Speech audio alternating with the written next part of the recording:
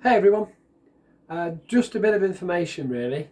The video you're about to watch was created just over a week ago. So I've not finished printing for the NHS. That will continue until I'm told otherwise. So for the moment, enjoy what I've already done, and there will be a small update around about this time next week. Thank you. Hey everyone, welcome back to Stuff I Do. My name's Rob Yates, also known as Dr. One. Today, we're getting on with the Iron Man build. Let's put this thigh together.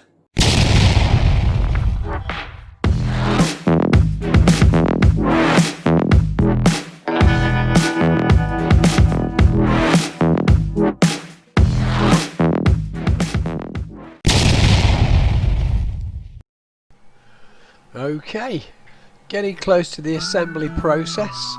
I think I'm actually currently on this section here. So I've just got obviously this section and this section, and then hopefully this entire thigh piece will be ready for assembly. You'll be able to follow me putting it together as we go along as each piece is produced. So I've just got this piece to print. I thought I'd printed it and somehow lost it, but on checking I actually haven't printed it yet. So just that piece together, that'll be roughly about an hour. So any further pieces I will let you know.